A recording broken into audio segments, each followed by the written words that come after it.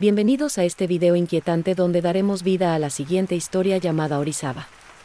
En esta narración, nos adentraremos en un viaje donde la realidad y el suspenso se entrelazan, creando una atmósfera escalofriante que los mantendrá al borde del suspenso. La historia comienza con un grupo de amigos en camino a una excursión sin pensar lo que vivirá. La mañana del día que decidimos escalar el pico de Orizaba estaba llena de promesas.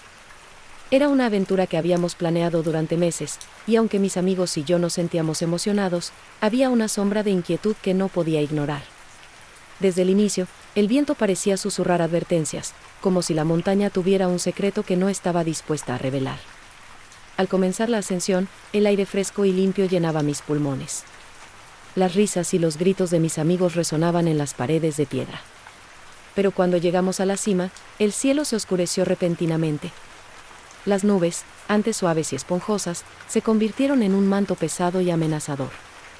La atmósfera se tornó tensa, como si la montaña misma estuviera conteniendo el aliento. «Debemos encontrar refugio», gritó Ana, su voz apenas audible sobre el rugido del viento. No tuvimos más opción que correr hacia un abrigo rocoso que parecía distante. La tormenta nos alcanzó justo cuando entramos, y la seguridad del refugio se convirtió en una prisión. Las paredes de piedra que nos rodeaban parecían cerrarse, y el sonido de la tormenta se transformó en un lamento desgarrador. Mientras el viento aullaba, comenzamos a sentir la claustrofobia de nuestra situación.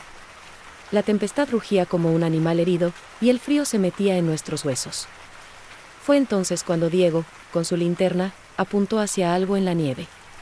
«¿Qué es eso?», preguntó, su voz temblando. Nos acercamos, cautelosos, y allí, medio enterrado, había un cuerpo. La nieve se había apoderado de él, cubriendo su piel morena. «Está muerto», murmuré, pero al tocarlo, algo increíble sucedió, su mano se movió débilmente. El terror nos invadió y retrocedimos, pero la curiosidad nos empujó a ayudar. Con esfuerzo, logramos desenterrarlo. Era un hombre mayor, con rasgos indígenas, y su mirada parecía estar atrapada entre dos mundos.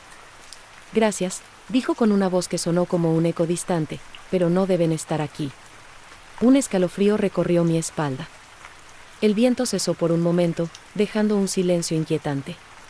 Mientras lo ayudábamos, la tormenta se desató de nuevo, pero esta vez había un cambio en el aire. Algo se había despertado. Los accidentes comenzaron.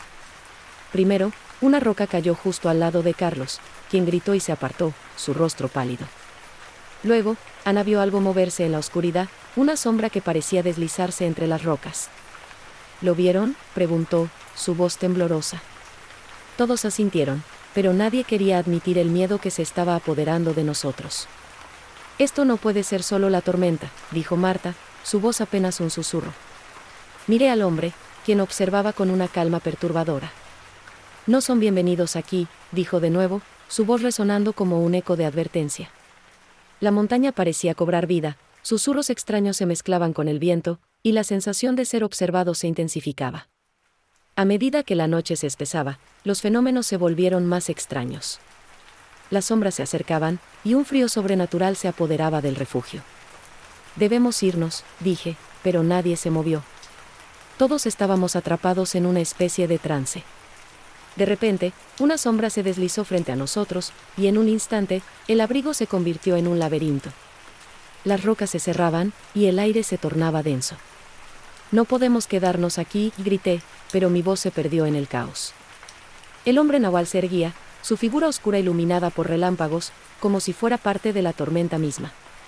«Es el guardián de la montaña», murmuró Ana, su voz llena de terror. «Viene a reclamar lo que es suyo».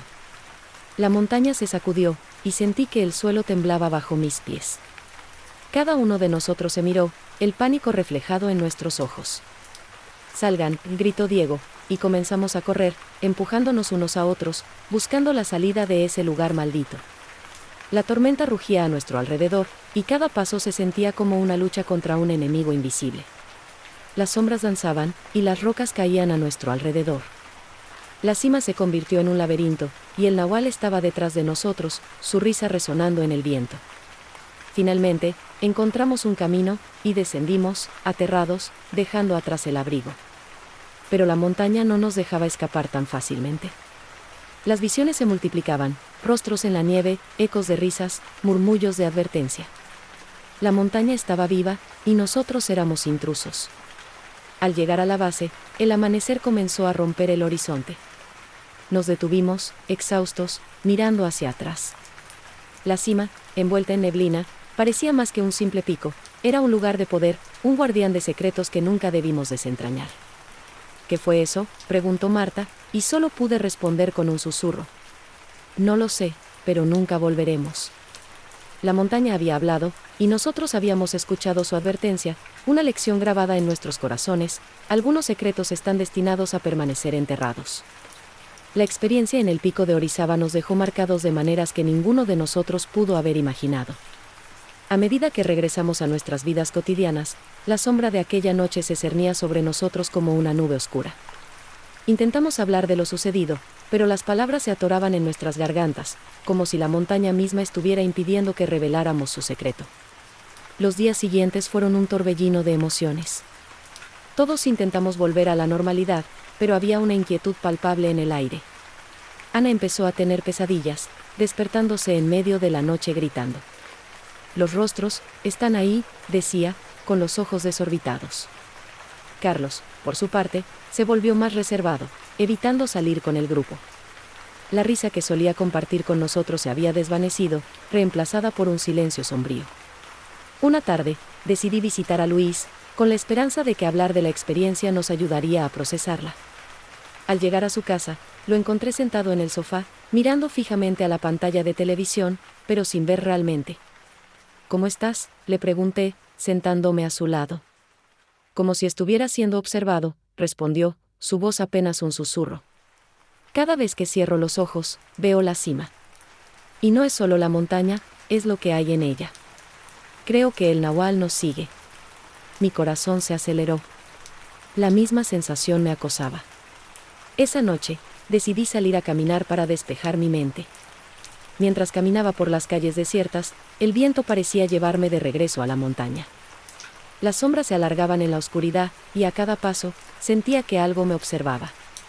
Un escalofrío recorrió mi espalda, y una voz en mi interior me instó a regresar a la cima, a enfrentar lo que habíamos desatado. Los días se convirtieron en semanas, y la tensión en nuestro grupo se intensificó. Fue un fin de semana cuando decidimos reunirnos de nuevo. Estábamos en casa de Ana, sentados en círculo, cuando decidimos hablar abiertamente sobre nuestra experiencia. Las palabras fluyeron, llenas de miedo y confusión. Tal vez deberíamos regresar, sugerí, aunque sabía que era una locura. Necesitamos enfrentar lo que pasó. No podemos vivir con esto en nuestras mentes. ¿Y si encontramos algo peor?, respondió Marta, su voz temblando. ¿Y si lo que encontramos no es solo un nahual, sino algo más oscuro? El miedo era palpable, pero la idea de regresar a la montaña nos intrigaba y aterraba al mismo tiempo. Después de largas discusiones, decidimos que debíamos hacerlo, no solo para enfrentar nuestros miedos, sino también para cerrar el capítulo de esa experiencia. La noche antes de partir, no pude dormir. Las imágenes de la cima y el nahual inundaban mi mente. En un momento de desesperación, decidí investigar más sobre la leyenda del nahual. La historia hablaba de un espíritu guardián de la montaña, un ser que podía tomar la forma de cualquier animal y que protegía el equilibrio de la naturaleza. Pero también advertía sobre las consecuencias de perturbar su hogar. Al amanecer, nos encontramos en la base del pico de Orizaba, el aire fresco y lleno de promesas. Pero esta vez, la atmósfera era diferente. Había una tensión en el aire, como si la montaña supiera que estábamos de regreso. Con cada paso que dábamos hacia la cima, el silencio se volvía más profundo, y el viento parecía murmurar advertencias. Al llegar al refugio rocoso, el aire se volvió denso. La tormenta no estaba presente, pero una sensación de opresión nos envolvía. ¿Realmente deberíamos estar aquí?, preguntó Luis, su voz llena de dudas. Pero ya estábamos allí, y no había vuelta atrás. Mientras explorábamos el lugar, encontramos el rastro del hombre que habíamos rescatado la primera vez. Había una extraña energía en el aire, y la sensación de ser observado se intensificó. De repente, un eco resonó en la distancia, un susurro que parecía provenir de las rocas. No son bienvenidos, decía, como un lamento. El pánico nos invadió. Comenzamos a escuchar ruidos extraños, crujidos, susurros y risas lejanas. Las sombras parecían moverse, y el frío se volvía más intenso. Fue entonces cuando vimos una figura a lo lejos, un destello de un ser que se desvanecía entre las rocas. El nahual estaba allí, observándonos, y el conocimiento de que habíamos interrumpido su reino nos golpeó con fuerza. «Debemos irnos», grité, pero la montaña parecía reírse de nosotros. Las rocas comenzaron a caer, y el suelo temblaba como si la montaña estuviera viva. Corriendo, tropezamos y caímos, el miedo llenando nuestras almas. Las sombras se acercaban, y el susurro se intensificaba, convirtiéndose en un grito aterrador que resonaba a nuestro alrededor. Finalmente, encontramos un camino hacia la salida, pero no sin un precio. Cada paso que dimos estuvo marcado por la sensación de que algo nos seguía, algo que no estaba dispuesto a dejarnos escapar. Cuando finalmente llegamos a la base, el amanecer iluminó nuestras caras, pero la sensación de alivio fue efímera. Esa experiencia se convirtió en un eco en nuestras vidas. Cada uno de nosotros llevaba consigo una parte de la montaña, una sombra que nunca se iría. Aunque habíamos sobrevivido, sabíamos que el nahual y su reino estaban ahí, esperando, vigilando. Y en el fondo de nuestro ser, entendimos que algunas experiencias no solo nos marcan, nos cambian para siempre. Gracias por acompañarnos en este relato de suspenso y miedo. Suscríbete y dale like.